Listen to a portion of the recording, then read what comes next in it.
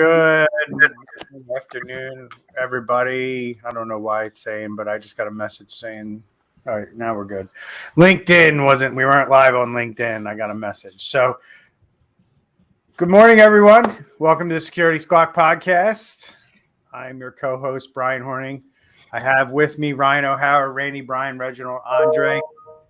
We all own IT and cybersecurity companies around the country, and we're here to bring you some education on what's going on out there, with this war in Russia, right? And all the things that are happening around cybersecurity and cyber attacks when it comes to this stuff, because there's a lot going on. As we were kind of talking in the green room, Randy mentioned that this is one of those things that's really the first major war that we've had where there's cyber attacks and cybersecurity is a component of it. So we're going to dive into a bunch of different things that are happening as a result of this today.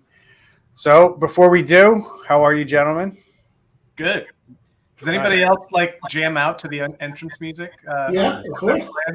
I like the message of the intro music. We Tell need you something new. We need exit music. That's the thing we need to work on. Right. We don't have that, so that's just make one that says "We told you something new." We told you something new. It's great to be here today. I've got a lot to talk about, man. We're excited. Yeah. What's up, Andre? How are you? Good. I think we all can just record that at the end. We'll just sing it and then just record it. And then we told you something new. I don't know. I didn't sign up for singing. I don't know if anybody wants that. So everybody can sing. You might need a glass of wine or something like that, but everybody can sing. So Randy, what's the fee for the show? What's the what? What's the fee to listen to our show? Tell everybody what the fee is. Oh, the fee. Well, yeah, the fee is that we ask you to share the show. Comment wherever you see it posted. It's on all the major podcast platforms. And also, if you see it, if you have the ability, subscribe to it, whether that's whatever platform that's on. If you're watching on YouTube, just share, subscribe, and help us get the word out. That is our fee, if you will. Yep. Share the show. Thank you very much, Randy. I appreciate it because I always go into that. So I like it when somebody else does it. So anything else you guys want to talk about? Randy, you want to talk about the weather? Like, what do you want to talk about? I know you said you wanted to do some intros. So I think we've introed, man. I'm ready to dive in. All right. That's good. I didn't know if you wanted to do like a 30-second commercial or something for each of us or something like that. So, all right. So reason we wanted to pick this topic today, obviously, we have Russia who invaded Ukraine. And God knows how censored this podcast is going to get, on the various social media channels. But we're not going to censor anything in what we say and the names we bring up. But Russia had decided to invade Ukraine, and it started off with some cyber attacks. Russia cyber attacked the Ukrainian government and some banks, and that was kind of the start of the invasion. And things have kind of maybe tailed off in that respect a little bit, but it's picked up in other areas. And Randy has some insight that he wants to share. He's got some information about some of the things that are going on out there. And then we're going to kind of break this down for you guys so you understand like what this all means. You may hear high level on the news, like cyber attacks and things happening, but what are they actually doing? So we're going to break that down for you today and kind of help you understand what these guys are actually doing and how they're trying to, sometimes brute force their way into companies and sometimes use social engineering and backdoor techniques to trick their way in. So, Randy, what do you got? Well, I've discussed with some people in the industry. We're seeing, as of last Wednesday, when this stuff started going down, saw basically a doubling of attacks, of failed logins, of firewall failed logins, Office 365, Microsoft 365 failed logins. but almost instantly on Wednesday saw a doubling of attacks that have remained sustained since then. My thoughts on this is they're probably going to try to use Bitcoin, that they get from ransomware and things like that, to finance this war on the Russian side. Also, I read a Facebook press release today that says they're seeing a lot of potential attacks against people that are of significant importance in Ukraine, coming from Russia, where they're either trying to get in through their 365. Once they get into 365, they want to somehow get onto the computer where they can get into the Facebook account and then be able to do propaganda and stuff like that. I think Ryan was mentioning earlier how this is really different, this war, because we're going to see a lot of this stuff out in the open because of our current world that we're living in. Yeah, one of the things that we were talking about is it's traditionally, within the United States, within North America in general, we haven't seen a war on this continent, in a really long time, since like the Civil War. And now, so these conflicts that have been going on in Europe and Asia, we didn't really have any of that personal, exposure to that. But now with cyber, we are exposed to this. So we're seeing these attacks that are coming. They're impacting businesses. And I think the other thing that's important for small businesses to understand is kind of how these things go. They're not in many cases targeting specific businesses. They're just trying to log in wherever they can and look for that low-hanging fruit and capitalize from there. Sure, there's some targeted attacks where they're looking at specific people, but in a lot of cases, they're just spamming accounts and trying to log in and looking for situations where MFA isn't enabled, where maybe there's credentials that are sitting out on the dark web that they can just use and start logging in and then, do whatever they want with those accounts. So it's really important to make sure that those things are secured. Yeah. And piggybacking on what Ryan said, it's about them just spraying. They're just trying. It's not, yes, they're going to try to go after the Ukraine regions and other regions, but when they're looking for ports, they're looking for weak passwords, and just by default, us here in America can fall for it as well, even if we weren't the original intention. Yeah, it seems like we've seen more and more emphasis on targeted, but I think right now all that's kind of out the window. And hey, if in this spray, like Andre's talking about, if they get ransomware, if they're able to get ransomware on a plumbing company in Duluth, Minnesota, and they're able to extract $10,000 out of them or $50,000 out of them, I mean, that's like a year's wages for somebody in their military. So yeah, I think we're going to see just an explosion of that, and looking to finance this effort over there. Well, and the targeted attacks are the ones that typically make the news that you're going to see a lot, but those are the minority. Most of the attacks that are actually occurring are those small, low-level attacks. If you think about it, you hit 10 small businesses that have next to no security, and it's real easy, versus that one large business where maybe you make the same amount ultimately, but it takes you 3 months to get in and find your way around. So that low-hanging fruit's really where the money's at. I guess they have to ask themselves, what's their get out of bed price, right? Right. For ransomware. Exactly. I mean, hackers are notoriously lazy, right? The more work they have to do, the more effort they have to put into it. They got to have a reason for that. So most of the time they're doing that net phishing attack where they're just spreading it out and seeing what they can find. So, you guys make good points there with these hackers who are doing this stuff and making life miserable for everybody in Ukraine and around the world. So I know of a couple cyber attacks. We don't know if they're ransomware attacks. I know Bridgestone, the major tire manufacturer, and then I think Toyota overnight shut down some factories and some plants because of a cyber attack. I don't think we know exactly who or what the details, if it's ransomware, if it's just some kind of a network breach where like we saw with maybe the 2 or 3 cyber attacks in January and February, where they just got in and stole data and then threatened wanted money that way. There was no ransomware deployed. which is a tactic that we're starting to see. So what do you guys like? What do you guys really think? I know Randy mentioned kind of in his mind, a lot of this could potentially fund what they're doing. But we're also seeing like we can't be blind to the fact that certain payment systems are shut down.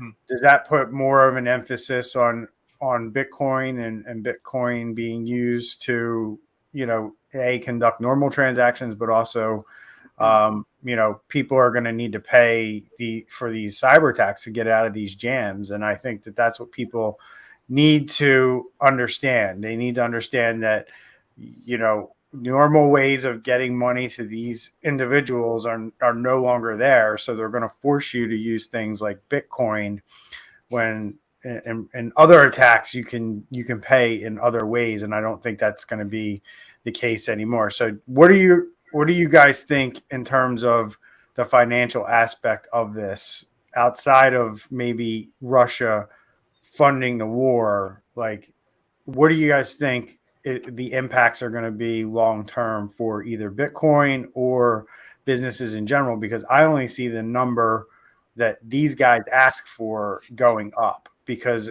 they're going to feel like they got to strike when they're in there and when the iron's hot. And I just see that this stuff is going to increase and increase, over the next year because of this war.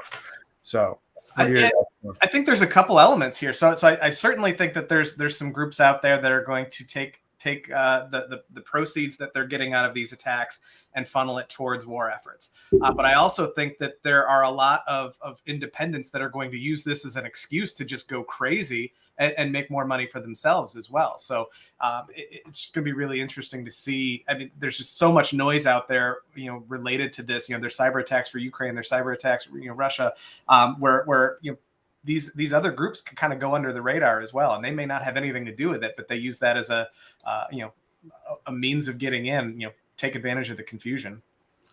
I think this is going to push.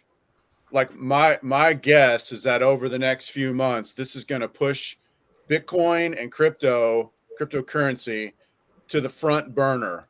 We're going to see more. Like we thought everybody knew about Bitcoin.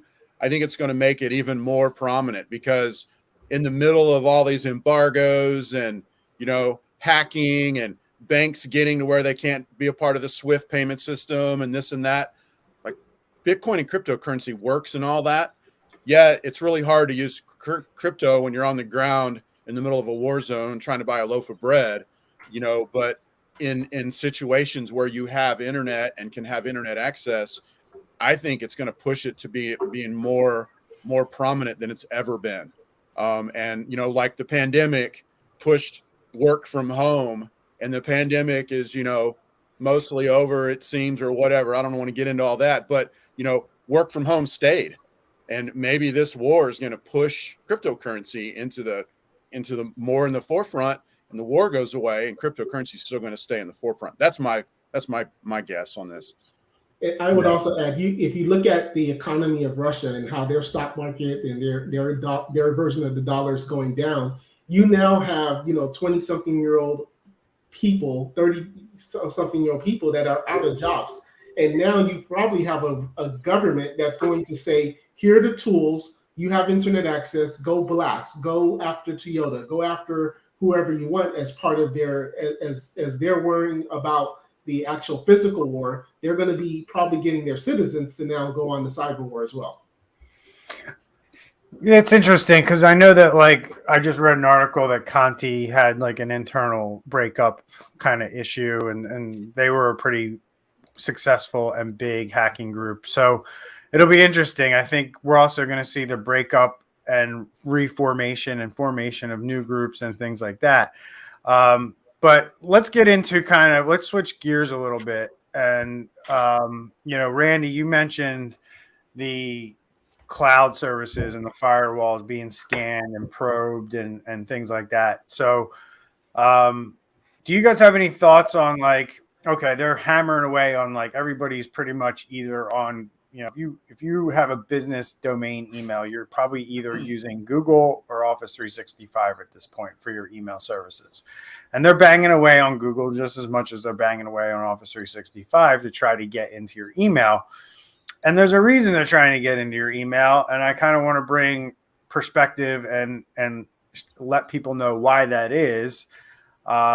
So they understand, like, well, why would somebody want to get into my email, right? Or why would somebody want to create a fake social media account with my name, right? And like, what is the social engineering technique behind, which usually leads to ransomware or some kind of malware? But what are they trying to do? Why are they trying to get into these accounts or create these accounts on their own, fake accounts? What is the purpose of them, and what do they serve in the attack vector? Anyone want to? Information is power at this point. So it's just like any large scale attack that you would think of normally. It's you get in, you get your intelligence first, and then you decide what advantages you have. So getting into somebody's email, for example, you take a look, you see what's going on, then you can start impersonating people and transacting business, intercepting wire transfers, changing bank accounts, things like that. So having that information, I mean, and again, a lot of times this isn't targeted, so they're just getting in there to see what opportunities are there, right? And looking at that information and then figuring out where they go and where the attack goes from there. Sure. I mean, simple kind of OSINT research, right? Where you're just looking for information that's freely available out there on the internet. If I can get access to somebody's email account, I could go to their social media, see who they're friends with, potentially harvest their email addresses. And then, you guys, if I sent you guys an email, you're more likely to trust that email if you do kind of your cursory check of, hey, it's Brian's name, Brian's email address. That's his domain. Looks legit, but why is he sending me this link, and why does he want me to click on it, right? If you're not asking yourself those types of questions as you go through anything somebody sends you, you're going to become a victim of one of these attacks, because that's exactly what they're trying to do. They're getting into your email.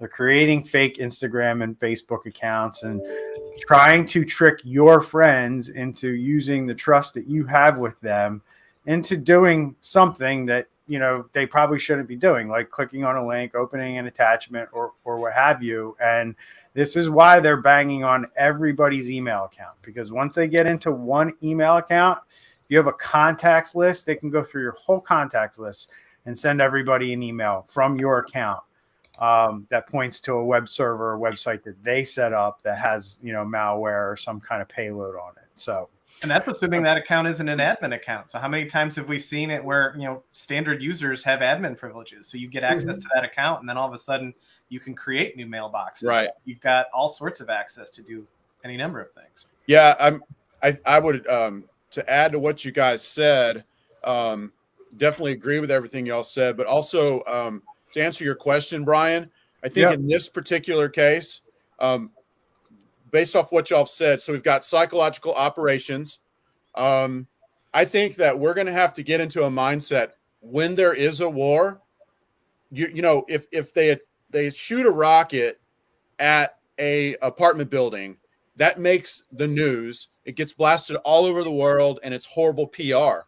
But if they come after XYZ Plumbing Company in downtown Duluth and attack them, that's not going to be bad as far as war PR goes. That's going to be considered acceptable. So I think we're going to have to get used to this idea that when there's a war, all of our businesses are going to be at more risk than they've ever been, because if they can get ransomware on 100,000 businesses, they're going to shut down the economy, or they're going to make a big dent in our economy. We need the economy to be able to fight a war. So I think we're going to see more of that, Brian, in answer to your question. And I think going back to that email gives them access to information. They can also use it to get access to your computer. And if they get access to your computer through malware that they deliver to the email or your phone, then they can control those and do them for whatever they want to do with it. So I threw up on the screen, and we're going to talk about a couple different situations that are going on as a result of this. But high level from USA Today, we have Ukraine creates IT army of civilians to hack Russian websites and fight on the cyber front, right? So this is kind of like, in response to what Russia was doing to the Ukraine early on in the invasion. Now Ukraine is trying to recruit basically anybody in Europe who wants to help them to go after Russian websites. And I know shortly after the invasion, the Russian military, the official website of the Russian military went down. It's actually, there's a little bit of a funny story behind it. I'm not going to tell it here because it's a little technical and only nerds would find humor in it. So, but it was clever what they ended up doing. The website's still down. We checked it before we went live. It was still down.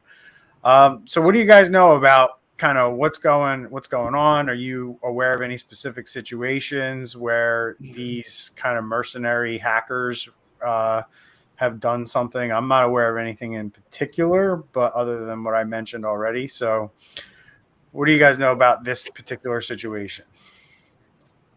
I haven't seen anything specific as well, but I've seen a lot of stories where, I mean, you basically got a lot of sympathy. You got a lot of people who are looking to help in any way that they can. And some of these folks have the technical skills to be able to try and contribute in ways like this. So it's really interesting to see, whereas, somebody in, we'll go back to Minnesota. I don't know why we're picking on Minnesota today, but you got a programmer in Minnesota that really wants to help. And did he die again? Uh-oh. Yep, he froze. Oh my God, he needs to get a new computer. But if you're in Minnesota, just remember it is, even though with the war, it is illegal to do any of that. So if you are in Minnesota thinking that you have some programming abilities or you want to try to do a DDoS attack, it is illegal. Yeah. I would say that this is a day late and a dollar short. They should have created this army months ago or years ago. And I don't know. Anyway, like I said earlier, this is our new reality. Anytime we go into war, this is going to be huge going forward. So I think what they're saying is that 237,000 people responded by joining a channel on the instant message service Telegram, which Wow. I actually saw this post on Twitter before this article was written.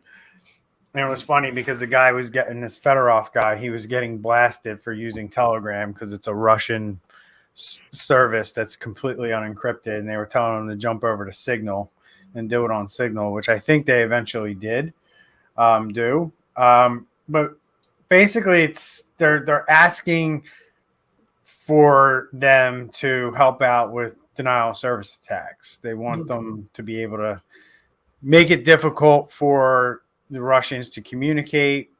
Whether you can do that to the military or not remains to be seen, but you can create a lot of heartache or headaches for these people as they're trying to conduct military operations, right? And it's annoying. And I think that one of the things that we're learning in this whole scenario is that I think I don't know if this is true, but I'm starting to get the sense that Russia severely miscalculated the use of social media in this invasion and how much the Ukrainians were able to use social media to kind of achieve what they're achieving today. So on the flip side, we got the Belarusian hackers. They're on Russia's side, and now they're starting to add their people to the list of people who are going to help in this war. Welcome back, Rye. I think one of those activist hackers didn't like me talking. So we got up on the screen here, Rye, the Belarusian hackers. We're kind of flipping the script here a little bit and talking about the guys on the other side who are helping. And we're just highlighting like all these different groups that are getting involved because look, the reality of it is, and it's crazy that I'm about to say this, but you don't have to be out in the field sitting on train tracks with AK-47s to be doing what you're doing. You can be sitting in the comfort of your mom's basement, to be doing this stuff. And I don't know any hacker that uses a MacBook to hack, by the way. So just want to point that out, cybersecurity.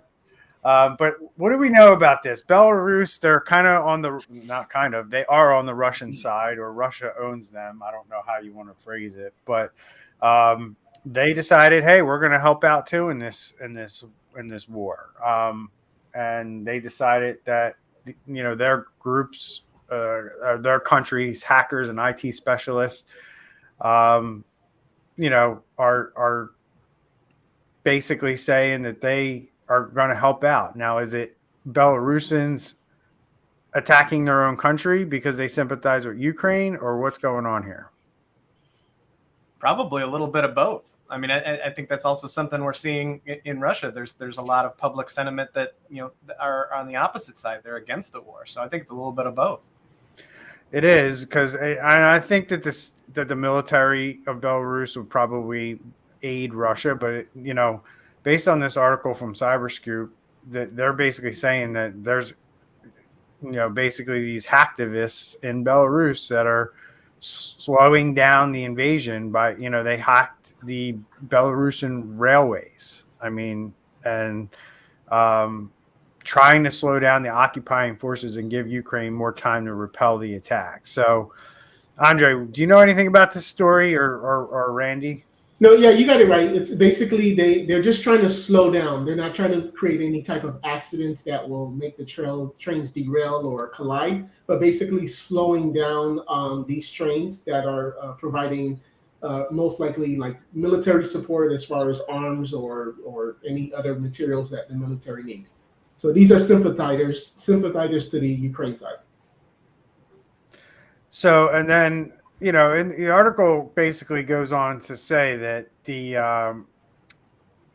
that the cyber partisans, is what the name of the group is called, have apparently attacked the Belarusian railways. In late January, the group said it breached the agency's network, encrypted data, and demanded the expulsion of Russian troops and the release of political prisoners. And I guess they've kind of had access ever since. And they're, and then we have, the article goes on to state that, and we're going to talk about Anonymous in a minute here, so I don't want to kind of, spoil it, but we have two ransomware groups, Conti and the Cooming Project, that they pledged on Friday to attack Russia's enemies, adding new and complicated wrinkles to the mix. So, and then Conti's public position apparently upset someone with access to the group's data, including hundreds of files outlining the group's training, recruitment, and chat logs. And so basically somebody on the inside of Conti released operations information about Conti as a result of Conti taking the stand that they're going to back Russia and help Russia in this event. So we're seeing fractions within the hacking groups as a result of everything that's going on. No different than what we're seeing on the ground, in my opinion. Randy's shaking his head. I know he wants to jump in.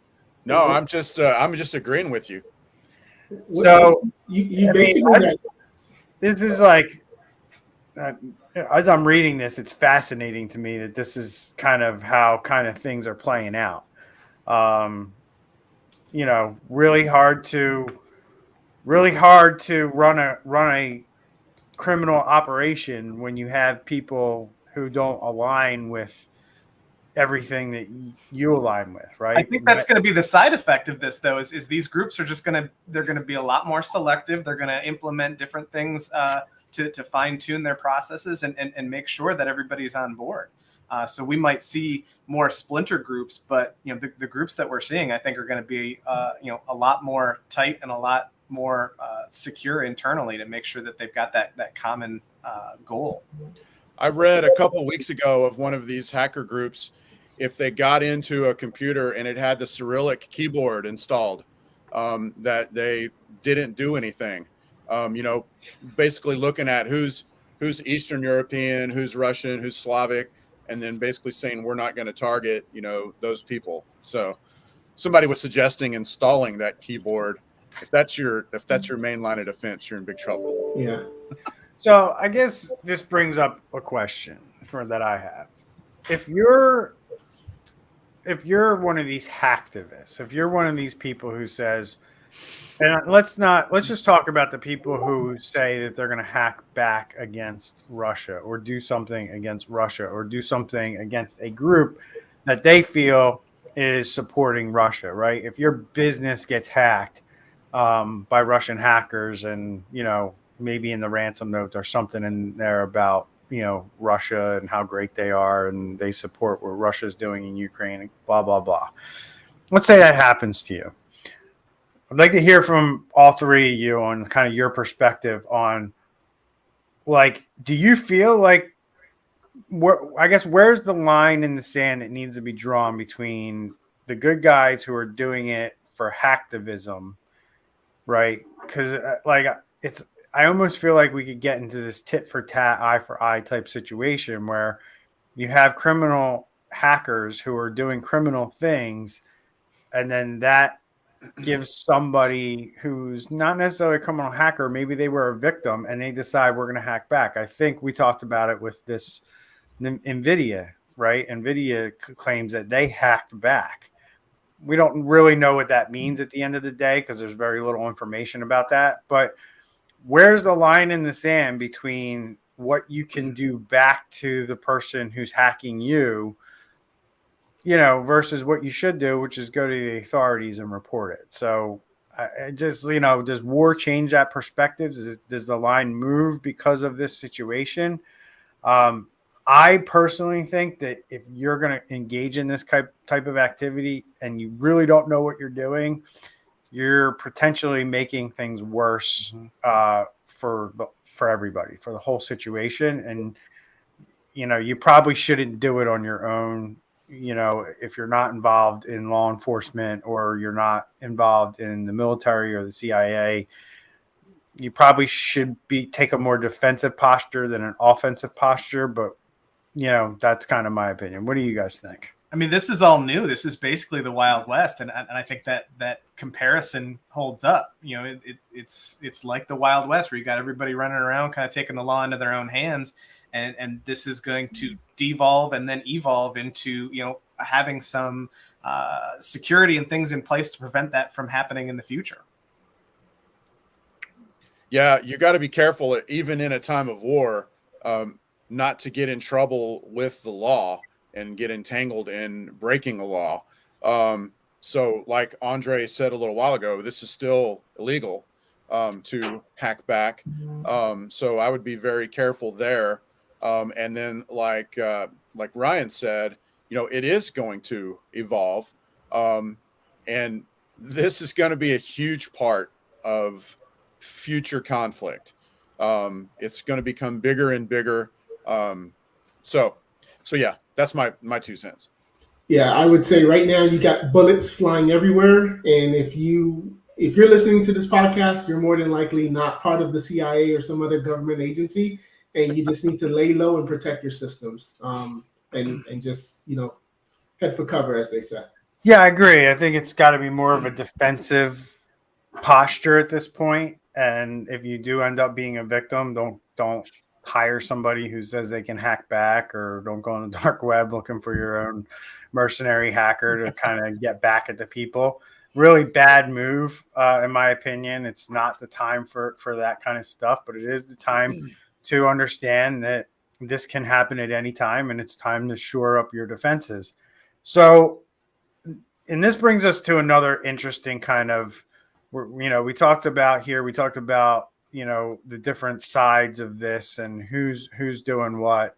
And I'm going to bring up this anonymous article that we have as well, but I kind of want to talk about something that I've been thinking about as we've been talking here. And that's basically, we're on the precipice of some of these countries that are involved in these cyber attacks being deemed terrorist organizations, And a lot of this is being done under the guise of war. And I think it's important that we point out, because we know what's going on in the industry right now, especially in the cyber insurance industry, that a lot of these cyber insurance policies and a lot of your insurance policies have exclusions around acts of war. Mm-hmm. And I just want to jump into that and talk about that along with, kind of what we're talking about here with these mercenary groups. But,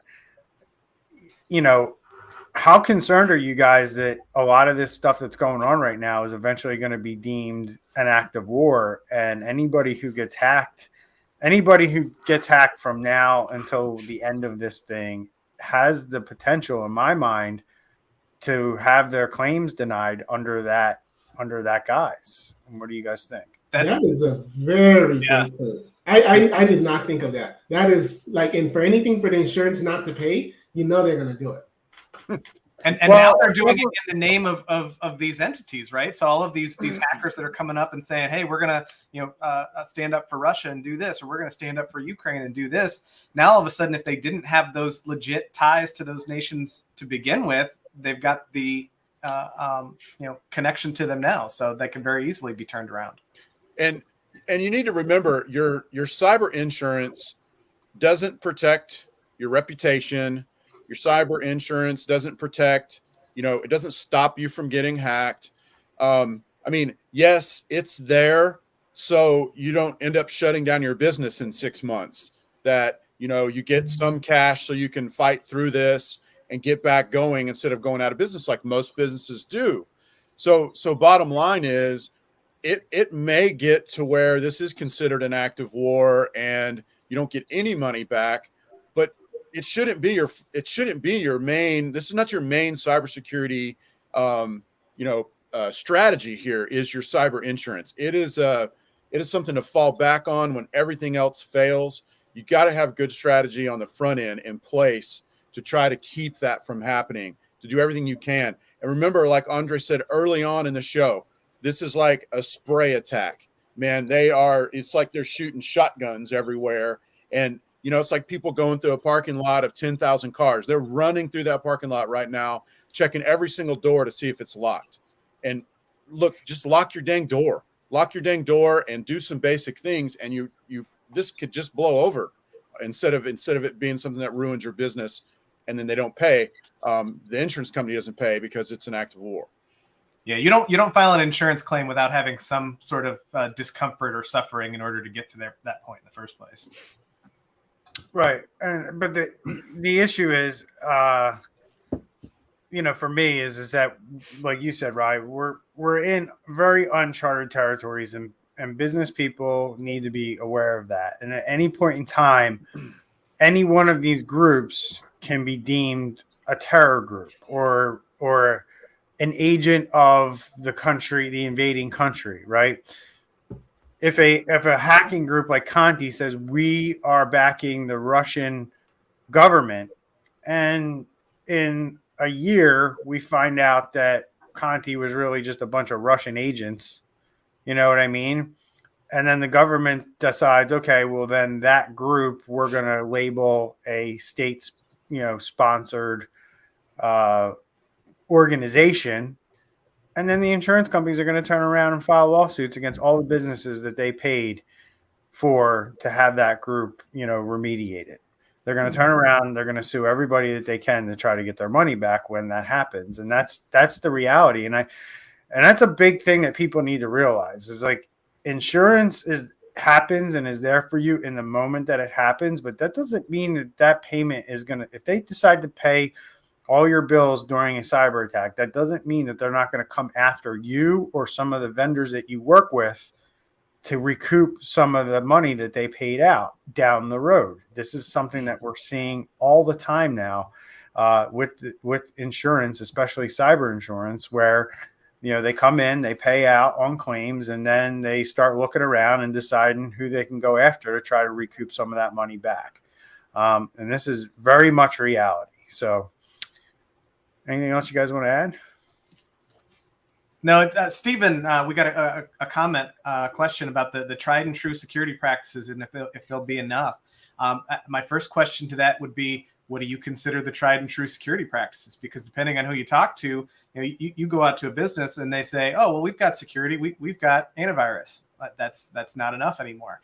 I think if you boil it down, like what would really make a huge difference is to get consistency across the board where small businesses are practicing the fundamentals at the very least. I think insurance is dictating a lot of what the tried and true security practices are now and will be in the future by implementing these things and these conditions. But things like making sure that you have MFA on, simple things, making sure that you have good password policies, making sure that your staff isn't writing stuff down or using the same password, across the board.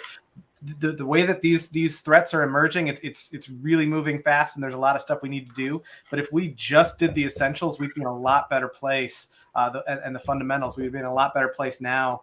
Had we started doing that 5 years ago, and these attack groups wouldn't have the type of funds that they have to play with right now. Yeah, if you look at probably some of the biggest attacks, it's not because it was such a comprehensive attack. It was just because somebody left the front door open, and that's how they got in. Yeah, and I would say that you need to constantly be studying and learning about the changing landscape. What is tried and true, and also we mention a lot in our podcasts about zero trust, and zero trust is one philosophy that really allows for the landscape to be changing constantly.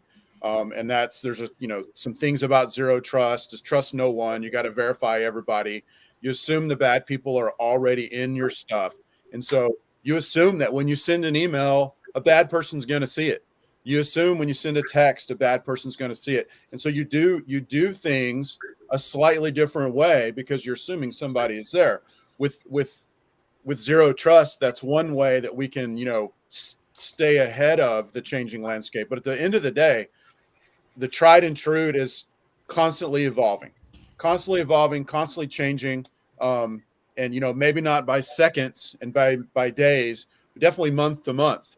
We research, we see things that are new on the horizon that we got to deal with. And, that becomes part of our tried and true stack, if you will, of what works. So just real quick, a couple minutes we got till I'm going to wrap up the show, but we have up on the screen the Anonymous Hacker Group, which, if you guys don't know, Anonymous kind of exists as a loosely knit group of hackers, hacktivists that are out there to basically attack countries who they feel oppress their society. Anonymous has threatened the United States back when George Floyd and all that stuff was happening. They take on a lot of different causes, and they're usually anti-government type people in a lot of ways, and they're recruiting people to join them to do this. When they first came out, I remember seeing stuff like they were going to try to hit the industrial control systems in Russia and things like that. To my knowledge, they've only been able to unleash DDoS attacks on certain Russian websites. As I mentioned, the Russian military site has been down since the start of the invasion. So what do you guys kind of think about this group and what they're doing? And, do you have any other thoughts on what Anonymous is doing? And do you really feel like they're an effective group, or are they just kind of like, I almost view them anymore as like kind of like script kiddies that are just a nuisance. Like they just create nuisance type noise on the internet. They don't do anything major, in my opinion. Well, they've had a track record. I mean, they've been around since 2010. I can remember, like, obviously WikiLeaks, Sony, YouTube. They did something with YouTube. So they have a track record. How effective are they now, especially with a lot of the things have changed? But it'll be interesting to see what they do. And although earlier today I said, if you're in Minnesota, don't try to do anything. But at the same time, Anonymous, if you can slow Russia down, I would say go for it. My other question with a group like that, though, is how many people operating, and claiming to be a part of that group even really are. So I think there's an element of that as well, where there's people claiming to be a part of that group, but they're to your point, just script kiddies who are trying to play along. Mm-hmm. Randy? That one I can't really speak to. Like Andre said, they do have a track record. How effective are they? Man, I really don't know enough to speak on that. I've had a certain impression, but I also know, that they have some pretty strict standards on who they'll bring into their organization. So I don't know, man. Yeah, I don't know either, but we see it happening all over the place. They're recruiting people. They're also recruiting Ukrainian cyber security or cyber professionals to try to help them. So we'll see if they have any impact. We'll see if they have any effect on what's going on out there. They did claim to hack a Belarusian weapons manufacturer. Apparently that was helping Putin, but nobody's really sure if Anonymous was really behind that or not. So we'll see. So, Brian, I think another interesting thing about these groups in general too is that a lot of we talked about them aligning themselves with certain nation states, but I think they're kind of becoming their own nation states in a way individually. That we've got all of these groups with the individual politics, and they're finding out that just by having a computer and a keyboard that they're able to influence things. So it's going to be interesting to see how this develops over the next few years as they start realizing the type of power that they have. Yeah, that's scary. Yeah. Unfortunately, I mean, because I think about this all the time, right? And this is the other thing I think about all the time. I'm gonna kind of say give everybody nightmares, aren't you? Well, no, I'm gonna say one of those things that I always say that's that probably gets me in a little bit of trouble, but I really believe that the best talent is on the good side. If the best talent was on the bad side, companies would go bankrupt. Mm-hmm. The best talent is on the good side, which is a good thing. Like the guys that I think are the best of the best that I've ever seen are out here defending companies, fighting the good fight, fighting the war. Andre said it earlier, hackers are lazy. And I got other few choice words I could use for hackers and who they are and what they are as people. But at the end of the day, the world, as much as we're kind of sounding the alarms, and it's I don't look at this as FUD. I look at it as reality. Like people need to wake up to what's really going on out there and stop burying their head in the sand. And I kind of hate the word FUD because it really is. We're in a situation where we are in uncertain times, and there is a lot of doubt out there. And if that makes you fearful, that's kind of who you are. I'm not fearful of any of this stuff because I know in the end, we're going to win this thing. And everybody's going to win this thing that's on the good side. And we'll see where it goes. But I'm here to tell you that the right brain power is on the right side of where this needs to be, of the good side, the defenders, the people that want to secure the networks and help businesses flourish and be able to do what they want to do. These people are on the good side, and these are really talented people. A lot of times we find the vulnerabilities way before the bad guys do. And that's kind of the world we live in. And that's why you need to make sure you're updating your stuff and doing all the things that we recommend that you do on this channel. And that's all I'm going to say. So if you guys want to throw in words before we wrap it up. To that point, Brian, I think you're absolutely right. I think that the knowledge advantage is on the good side. The problem that I think we have right now is the financial advantage is on the other side. And how many times have we worked with clients who didn't have the budget to properly protect themselves, that got hit, and then all of a sudden they had the budget, which was a lot more money to recover. Like if we can just, start getting businesses to invest in what needs to be done and cut off that funding for the bad guys, then those folks on the good side that have the brain power to really make a difference and stop this kind of stuff can really get going and make a big difference. So Yep. In a nutshell, you're definitely right. I mean, the world has to wake up to the fact that you didn't have to spend money on these types of things 10 years ago, and you do now. And the world needs to readjust on what that spending needs to be and where and how much needs to go into it. Because I hear more often than I should that, companies think that they should be paying 1% or less of their total revenue towards this stuff, and that's just not the world we live in anymore. So all right, guys, we're 15 minutes in. Anything else for the good? Well, going back to the good and the bad, and I know the U.S. has, and we talked about this in the show before, the U.S. has its strategic reasons why, but just sometimes I think from my point of view, if we got a headline on CNN or Fox that says, NASA or U.S. cyber defense or military or whoever did a cyber strike on Russia or did a cyber strike on something, it's kind of like, yay, one for the good guys. But right now we're kind of looking at it as like, man, we're being, pummeled right now. Like we don't know what we're doing. We're like just sitting ducks. So, but I know why, because obviously that starts other wars and things like that and problems. But just want to see something on the headline that says, we know what we're doing. All this money we've spent is being, actually being, there's something being done right now. I think there's things being done behind the scenes, but I think, like you said, if we do something drastic, we got to expect something drastic in return. Yeah. And we are a country that has a lot of infrastructure within its borders in terms of AWS, Google, Azure, and those things can be attacked. And that's, and I think our government is fully aware of that. Like there could be a DDoS attack on Azure, on Microsoft, on Amazon, AWS, that they would have to defend and they would have to deal with, which will cost, time, money, people, resources. And I think we're very in tune to the world we live in today in terms of how we're going to respond. And, I think subvertly there's things going on that we're not seeing, that we're not aware of.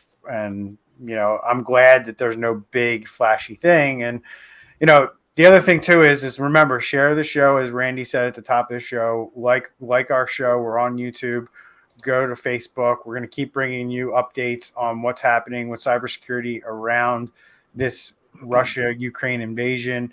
And remember, these cyber attacks that are happening, again, you have Toyota under attack. You have Bridgestone under attack. You're not hearing about this stuff on mainstream media. There's too much other stuff going on right now with a pandemic and a potential, war in Europe, where they're not going to cover those attacks. Plus, they're mentioning these cyber attacks briefly in most of the news that I see. They're not going into detail like we are on this show and letting you know in detail what's going on and what you can start doing to, protect yourself and not become a victim of what's going on here, because this is our reality. This is the reality we're living in. And you need to educate yourself as best as possible. So with that, I'm going to wrap up the show. We'll see you in the next one. Take care, everyone. See you later. Bye.